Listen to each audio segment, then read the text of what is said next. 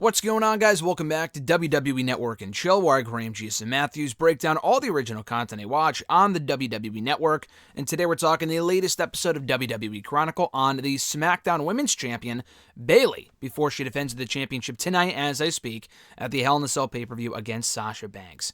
So this Chronicle takes place from September 4th, which is when she turned on Sasha Banks. I think it was September 4th. I thought it was the 5th, but maybe it was the 4th. It was that first Friday after the Payback pay-per-view that she turned on Sasha Banks, thus setting up the Hell in a Cell match that we're about to see tonight at the pay-per-view. And it goes up until October 16th, which is not this past SmackDown, but the SmackDown before that, last Friday. This went up yesterday on the network. Just got a chance to watch it this morning. Very, very good Chronicle. I mean, again, I say this every time, and I hate to sound like a broken record. All these installments, every installment of Chronicle has been great for different reasons. This one clocks in at around 30 minutes, and I love how it's become a regular thing now to do like one a month. And they've been doing that for like about a year now, but every one of these Chronicles, the Jey Uso one I just talked about a couple of weeks ago, right before Clash of Champions, was great. They've done one on the one on Jeff Hardy over the summer was really, really good. Cheap plug, check out my exclusive interview with Jeff Hardy right here on the channel tomorrow, 8 a.m. Eastern time, so it's going up right here on the channel then. We had a great chat on Friday, so you can check out my exclusive interview with Jeff Hardy as it goes live right here on the channel first thing Monday morning. Don't miss it. And be sure to subscribe as well to be notified every time a video like that goes up, or this one, for example.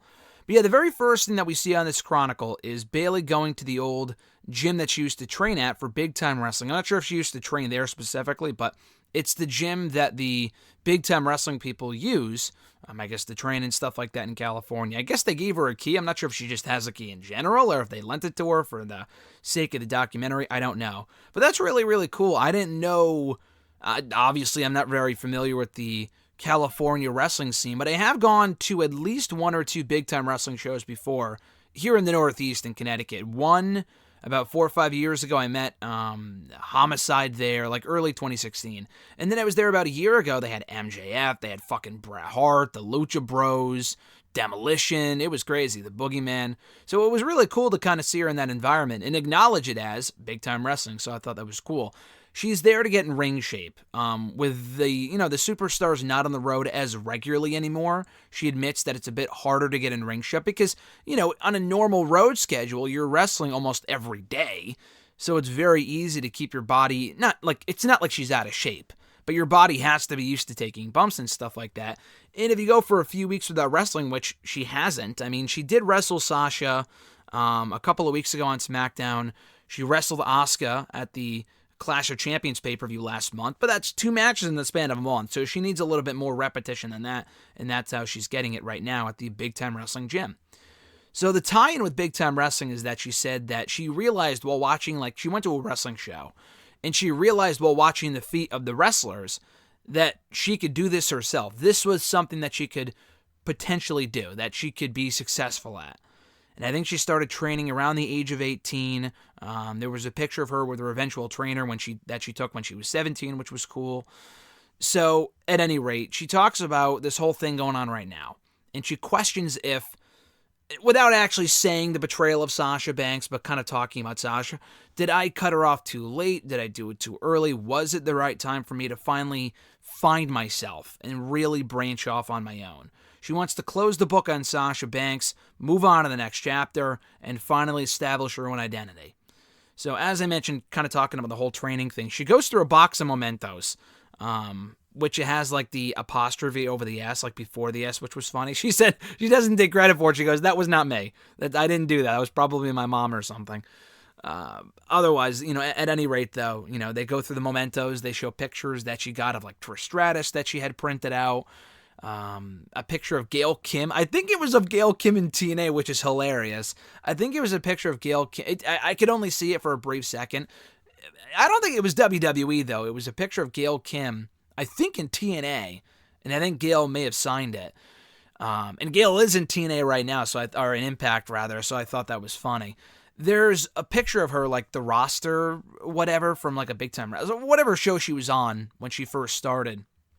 And one of the people on the roster, it wasn't right after, I guess it really depends on when she started wrestling. I know she said the age of 18, but was that the late the late 2000s, I don't remember. But on the roster page, you see Davina Rose, which is her, old ring name from the independent scene. But right above her was Suicide. Again, another TNA character. I thought that was really funny. And you clearly see it. It's not like they eventually blur it out, but when they initially show the roster and you see Bayley's picture there, right above her, you can't mistake him, is Suicide, with the name Suicide. People watching this probably like, why is that guy's name Suicide? You know what I mean? So I love the TNA shout-outs, even if they weren't intentional. So going through the box of mementos, she admits that she looks at wrestling as an escape. She always did, really helped her get through a lot growing up. The only issue was that she didn't know what the steps were to becoming a professional wrestler until she talked to the trainer at the Big Time Wrestling show, and that's how she kind of broke into the business, so to speak. So they skip ahead from there to her NXT days, the feud with Sasha. They show the ending to the match of that they had at TakeOver Brooklyn 1 back in August of 2015. She talks about her bond with Sasha and how close they've always been, not necessarily now due to the storyline, but back then. She said she felt like she always needed her, especially when she got on the road with Sasha and those girls starting in the summer of 2016. Sasha helped her find hotels, the booking rates, put in the coupon code. Sasha knew all about that from having already been on the road for the past year. So Bayley was really helped out quite a bit by Sasha in more ways than one, especially when they were on the road together starting in 2016, and they traveled probably all the time together. I mean, Sasha and Bayley have always found themselves on the same show. The only time they weren't on the same show was when Bayley went to SmackDown in last year's Superstar Shakeup, and Sasha stayed on Raw. But Sasha was gone from the company for a little bit anyway, so it didn't really matter. But at any rate, so she says now that she doesn't really feel like she needs her anymore, and now it's time to move on. So she looks back on the anniversary of her cutting her hair on that October 12th, I want to say, edition of SmackDown. It was the SmackDown right after the Hell in a Cell pay-per-view where she lost the championship, which was bizarre, to Charlotte. And she regained the belt on that show. I think it was night 1 of the 2019 WWE Draft. I just watched it the other day. I watched it with Alexis for like completely different reasons. But we were watching night 1 of the draft from last year, and she completely forgot until she saw Bayley take the hood off that was the last time that Bayley did that over-the-top babyface entrance. And then she took the hood off. She showed off her short hair, destroyed the Bayley buddies. It was such a moment. It was such a cool moment. I mean, I've always loved Bayley as a babyface, but she's really grown into the heel character. I didn't love her as a heel early on. It really didn't come natural to her for a while. But she's really grown into that role over the last, I would say, 6 or 7 months or so. So she said that she was sad and nervous in the moment, nervous as far as how it would go over, if this is gonna work. It was really taking a chance of a character that worked and really risking it all and completely changing it up for the sake of seeing whether it would work or not, and it has. The look as well, I mean, she's probably had her long hair forever, but it was a big thing for her. So she even said, like, cutting her hair was like the equivalent to her of, like, shedding dead skin. That's what it felt like for her. And she said that she always had fun as that character, always had fun as a face, always had fun being herself and being a happy-go-lucky person and whatever. But it was time to evolve, and she was like, I'm almost 30 now, or I am 30 now, coming out like a 12-year-old, and she kind of mentioned or alluded to the fact that it was a little, I've kind of grown past that. And my message in doing what I did, even though it was as a heel, was to tell people that it's okay to evolve. It's okay to move on. It's okay to grow up. And that was kind of her way of doing that. She has always grown up, she said, in front of the audience. From the moment she signed almost a decade ago to present day. She's always grown up in front of those fans. And that's what she did exactly on that night when she went heel and more specifically changed up her look, ditched the childish elements of her entrance, which were very popular, but it was what needed to be done in order for her to really establish herself and cement her status as a heel. So she also said that destroying the Bayley buddies that night was symbolic, which it absolutely was. So we're talking about the heel Bayley character and her reign as SmackDown Women's Champion, and then literally all of a sudden, we get to the Clash of Champions pay-per-view, because again, this takes place from early September to October 16th. And she's sitting in the stands, and she goes, this was right before the match that they didn't mention the Nikki Cross thing. Nikki Cross didn't make the show. That was never really explained. She faced Asuka instead. So with Bayley was like, she was just saying, I'm the SmackDown Women's Champion. I got a match tonight. And I almost wasn't here on this show because my stepdad just passed away. And I'm like, well, what the? I was like, what the fuck? I don't think anyone has ever heard. I mean, this is a day late. I haven't heard anyone talk about this on my timeline. Maybe this was public knowledge. I don't remember Bayley saying anything or anyone else. I mean, I know she's a heel, but that really, I was like, whoa, what the fuck? I did not know that. I'm not really sure if anyone knew that until this came out yesterday. So yeah, her stepdad died, I guess she said the day before Clash, I think, but she later clarified and said the Friday before, because she found out right before SmackDown. It was right before she was about to go out for her segment match, whatever. She got a call from her sister who was calling her and told her that they had to tell her mom about it or something about her mom because they had to say goodbye to their stepdad who was about to die. Now, I don't know what happened, if he was sick or I assume it wasn't an accident or something, but that was really, really sad. This was easily the most emotional part of the entire episode. So she gets really upset, as you would expect, when she mentions how kind of disappointed that she is, that she couldn't be there for them following the passing of her stepdad, that being her sister, her mom. And she contemplated going home. She was really close, I guess, to missing the show entirely, which honestly, no one would have faulted her for that, for any reason, but especially since Nikki wasn't even on the show anyway. Who cares? That Bayley Asuka thing was a complete waste of time. They really should have just canceled the match altogether, but I guess they already kind of did that with the women's tag team title match. They couldn't do it for... No, it's not that WWE... If Bayley said, I want to go home, they were not going to say no. She even said that here. They even offered her to miss the show and go home. But she admits that it would have been too much of a risk to get tested before going home, and it just may not have been, not that it wasn't worth it. I guess it just really wasn't worth it. You know, it's just not safe right now, so she didn't. She didn't end up going home a couple days later after the pay-per-view, or right after the pay-per-view was over, but she ended up staying for the show. So she gets really emotional, and again, I got really emotional hearing her talk about this, but I guess the stepdad always went to her shows, was like one of her biggest supporters, and she's learned in all the deaths that she's had to endure over the course of her life and experience and stuff like that. She has learned to use loss for good.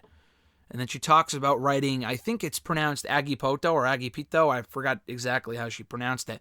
She writes that on her wrist tape for her match that night. And she discussed the origins of the nickname. That's what they used to call their stepdad growing up. I guess he told them that it stood for, that it was Peter in Spanish, but it wasn't. And then she looked it up earlier on in the day, like whenever this was filmed, and found out that it meant spirit. She doesn't know what the origin of the nickname is, but she, paid tribute to her stepdad on her wrist tape for Clash of Champions, which I thought was really fucking cool. And she just says, I'm just anxious to get home. So the next time we see her, I think she is home because it says she's in San Jose. So it must have been a couple of weeks later because it said October 12th, I think, unless I'm getting my timeline messed up here. But she says it's been a lot, but she's been there for her mom, staying on her mom's floor overnight. And if she's not there, her sister's there. And if her sister's not there, then the nephew's there. Someone is always there with the mom to make sure she's okay, which is really, really nice. So yeah, it's just, she wants to be there more. She hasn't always been home. She's missed a lot of stuff. And she realizes it's not just about, it's all about wrestling, it's all about family. It can be both. She wants to do a better job of balancing both, being home more, seeing her family more, and not missing stuff like this. And she said that her family has always made time for her, and, stuff like this motivates her to be better, motivates her to want to come home more, and also do her best in the ring so she doesn't let them down. And she also said she didn't want to miss Clash of Champions, partly because if she did, her mom would have been mad, and the stepdad would have been mad as well, being her biggest supporter. So anyway, we go ahead to the SmackDown Women's Championship, and we go from one thing to the next, and it's just a crazy turnaround. Not in a bad way, but it's just like, holy shit, this episode, in a good way, is all over the place. It really hits a lot of different emotions, which is why I liked it so much. So we fast forward to the draft here, and she says, even admits, as everyone really has, you don't know where you're going in the draft until it airs on the show. So when we find out, they fucking find out as well. For the most part. I think Big E said recently that the New Day found out about their split maybe 2 days ahead of time. But other than that, most people don't find out that they are going to be switching shows or whatever until that exact moment. So anyway, she has no idea where she's going. She wants to stay on SmackDown, but she's not going to know for sure until Monday. She talks about her record-setting reign as the SmackDown Women's Champion. It's been over a year at this point. Been close to a year from when this was filmed. Over a year now. But she talks about, the producer brings up like the 500-day title reign. I assume that includes her other reign as the SmackDown Women's Champion. She had, for most combined days between NXT, the tag team stuff, SmackDown, and the Raw Women's titles, she's at maybe 900 days as champion, which is pretty crazy overall. That is unbelievable. So she talks about the 500-day reign on and off between the two reigns as SmackDown Women's Champion and how it really hasn't set in yet, and it probably won't until after it's over. And she relates it to winning Money in the Bank last year, which I was there for in Hartford and Money in the Bank 2019. Great moment, being the biggest Bayley fan ever. I thought it was amazing. Not only winning Money in the Bank, but winning the SmackDown Women's Championship that night. It was one of the greatest moments of her career, she said. And she went back to her hotel. It was such a special moment. She absolutely loved that moment. She was in the crowd celebrating with the fans. And then she went back to her hotel, and it really started to sink in, and she just started bawling her eyes out. And she hasn't had a moment like that in a long time. But one of those moments was when she captured the SmackDown Women's Championship for the first time, right after winning Money in the Bank at Money in the Bank 2019, which is really cool to hear her talk about. So we see her on the bump, talking to the bump people, and how she's happy that Rey Mysterio is on SmackDown now. She calls him her best friend, which is funny. And that she has a soft spot for SmackDown, so she's happy she's staying right where she is. We see her talking to Michael Cole, actually, before SmackDown last week. Michael Cole brings up, what are we at? Day 368, 367? And they talk about that, which is funny. And Cole brings up, you're going to mention on the show tonight that you've been champion for a year, right? Bayley's like, well, probably. Michael Cole's like, well, you have to.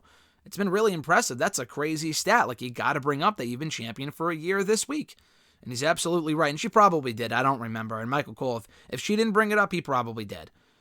So we see her interacting with Stephanie during makeup backstage, which was really cool. And she also says that she's happy that she gets to check off that Hell in a Cell match off her list of things to do, so to speak, in WWE. She's been a part of a lot of different matches. She's been a part of Royal Rumbles, Money in the Bank. She's been a part of Elimination Chamber, winning Elimination Chamber, winning Money in the Bank. Now hopefully winning tonight a Hell in a Cell match for her sake. So it's one of those things, there's only been 3. For her to be a part of it is just unbelievable to her. And she also brings up how Sasha's lost every time, which is true. She lost to Charlotte 4 years ago. She lost to Becky Lynch last year in the Cell. If she loses tonight, she's a 3-time loser inside Hell in the Cell. So the last thing that we see here on the episode is Bayley writing in a notebook to her future self, I guess, younger self still technically as well. She used to do this a lot as a kid. She hasn't done it a lot recently, but she wants to do it here. And she brings up how she wants to be remembered for the right reasons. Being a great wrestler, having great matches, good character, all that other type of stuff. So in the notebook, she writes down all of her accomplishments, not like a list, but like in a letter form, like she's talking to her future younger self or whatever. I understood what she was going for here. And she says, you were able to make history, you followed in the footsteps of the greats, you won all these championships, and you should be really, really proud that you did everything that you said, did everything that you wanted to do and are still doing. And she also writes down what goals she wants to do in the future. And you did it all, not by being the next Lita, not by being the next Stone Cold Steve Austin, but by being yourself. And I thought that was really cool. So this was a great episode of Chronicle. I was not expecting the stepdad stuff. It was really, really touching, don't get me wrong. But I was like, holy shit. Like, I was not expecting to almost cry here watching Chronicle. I was not expecting that when going into this documentary. So this was terrific. Definitely check it out right now on the WWE Network. Chronicle on Bayley before tonight's Hell in a Cell pay-per-view. So right now, the Untold on the Randy Orton-Undertaker rivalry, but specifically the Hell in a Cell match from 15 years ago, is up on the WWE Network. I will not be reviewing that until tomorrow. So this is going up today. That should be going up tomorrow. So again, like I said earlier, subscribe. If you haven't already, hit that bell button as well to be notified every time a new video goes up. But not only will that review be going up tomorrow, I think it's airing also tonight after the pay-per-view. I'm not watching the pay-per-view live. I'll be watching on delay, like probably tomorrow, actually.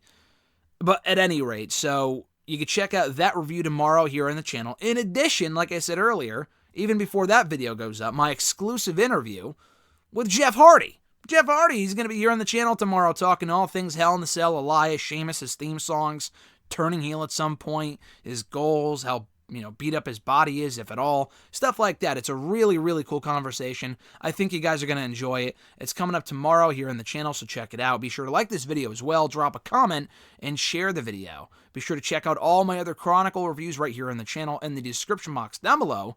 It's the playlist entitled WWE Chronicle Reviews. Have a great one, guys. Enjoy the rest of your week and enjoy Hell in a Cell tonight. I'm Graham G.S. Matthews, and I'll catch your ass down the road.